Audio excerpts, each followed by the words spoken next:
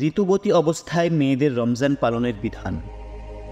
রমজান মাস আল্লাহর অশেষ রহমত ও বরকতের মাস। এই মাসে মুসলিম উম্মাহ সারাদিন রোজা রেখে নামাজ কালাম ও অন্যান্য ইবাদতে মগ্ন থাকে। কিন্তু ঋতুবতী নারীদের জন্য এই মাসটি কিছুটা ভিন্ন। রমজান মাসে করণীয় বিধান সম্পর্কে না জানার কারণে এবং রোজা ও নামাজ পালন না করতে পারার কারণে অনেকেই হতাশায় ও অসুবিধায় পড়েন।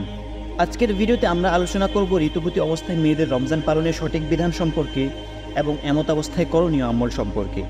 রমজানের রোজা প্রাপ্তবয়স্ক, সুস্থ ও মুসলিম নারী পুরুষ সবার জন্য ফরজ। রমজানের রোজার জন্য রয়েছে আলাদা বিধানাবলী, বিশেষ করে নারীদের জন্য। নারীদের অপবিত্র থাকার সময় নামাজ পড়া, রোজা রাখা, কোরআন তিলাওয়াত ও মসজিদে প্রবেশ নিষিদ্ধ, যেভাবে তা অপবিত্র পুরুষের জন্য নিষিদ্ধ। কিন্তু তারা বিভিন্ন দোয়া, দুরূদ, তাসবিহ, তাহলিল ও জিকির আজকার করতে পারবে।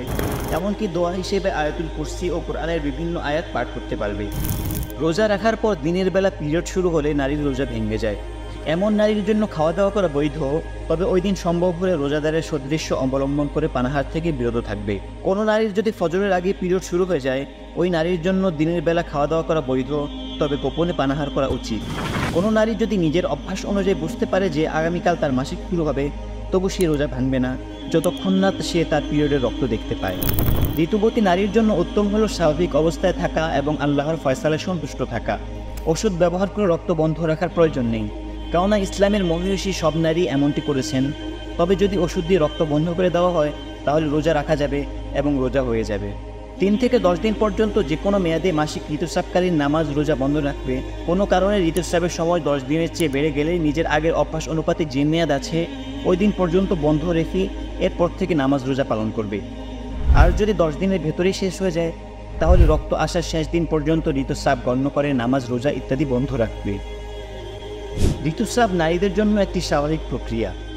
এই সময় রোজা ও নামাজ পালন না করতে পারলেও নারীরা অন্যান্য ইবাদত তথা স্বামী সন্তানের খেদমত, প্রতিবেশীর খোঁজখবর, দোয়া, জিকির, ইস্তেগফার, তাসবিহ, তাহলিল, সদকা, খায়রাত, ধ্যান এবং অন্যান্য ইবাদতের মাধ্যমে আল্লাহর নৈকট্য লাভ করতে পারেন। রমজান মাস কেবল রোজা ও নামাজ পালনের মধ্যে সীমাবদ্ধ নয়, বরং এটি আত্মসংযম, ধৈর্য, ত্যাগ ও সহানুভূতির মাস। ঋতুবতী নারীরা এই গুণাবলী অর্জনের মাধ্যমেও রমজানের পূর্ণ ফায়েজ লাভ করতে পারেন। আল্লাহ তাআলা তৌফিক দান করুক, আমিন।